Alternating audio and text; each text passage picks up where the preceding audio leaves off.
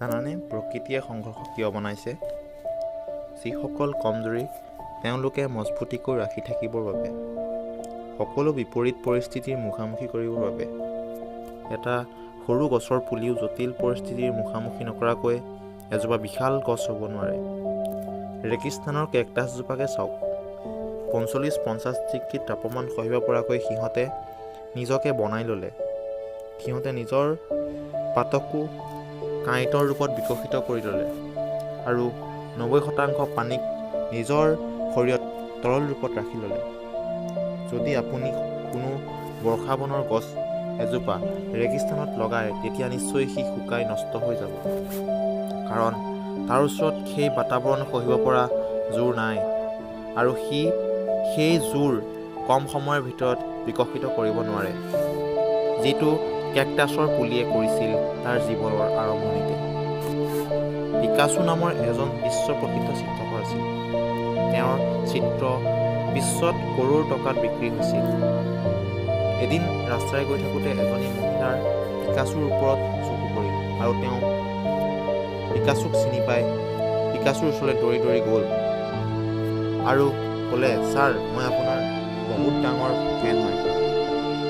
আপুনি মোৰ বাবে এখন চিত্ৰ বনাই দিব নেকি? পিকাচোৱে হাঁহি হাঁহি ক'লে, মই এতিয়া খালী হাতে আছোঁ, মোৰ লগত একোৱেই নাই। আপোনাক কেনেদৰে মই এখন চিত্ৰ বনাই দিম? তেতিয়া মহিলাগৰাকীয়ে জোৰ কৰি কৰি ক'লে যে, ছাৰ, আপোনাক মই আৰু লগ নাপাম। কেতিয়া লগ পাওঁ গম নাপাওঁ, গতিকে আপুনি এতিয়াই চিত্ৰখন বনাই দিব লাগিব।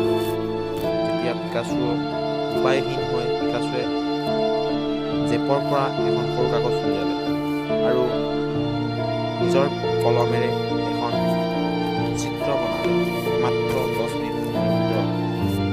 আৰু মহিলাগৰাকীৰ হাতত সেই চিত্ৰখন তুলি দি ক'লে, লওক, এইখন আপোনাৰ চিত্ৰ, এইখন $1,000,000 চিত্ৰ হয়।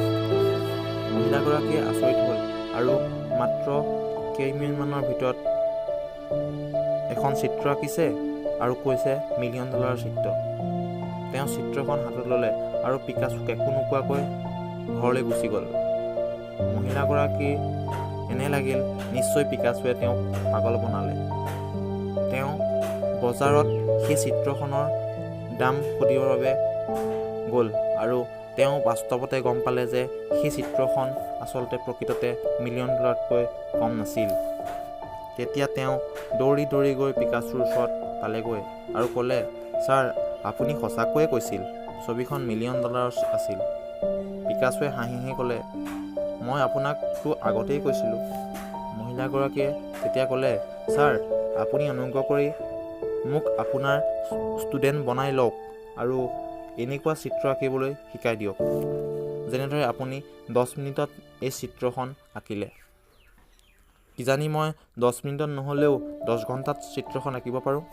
পিকাচোৱে হাঁহি হাঁহি ক'লে, মই যি এই 10 মিনিটত ছবিখন আঁকিলোঁ, এইখন শিকোঁতে মোৰ 30 বছৰ সময় লাগিছিল। মই জীৱনৰ 30 বছৰ সময় এই ছবিখন শিকাত দিছিলোঁ। আপুনিও জীৱনৰ নিজৰ মূল্যৱান সময়খিনি শিকাত দিয়ক, আপুনিও নিশ্চয় শিকিব পাৰিব। মহিলাগৰাকীয়ে স্তব্ধ নিমাত হৈ পিকাচোৰ মুখলৈ চাই ৰ'ল। জীৱনত সংঘৰ্ষৰ অবিহনে একোৱেই সফলতা নাপায়। গতিকে আপুনিও সংঘৰ্ষৰ মুখামুখি হওক আৰু জীৱনত আগুৱাই যাওক।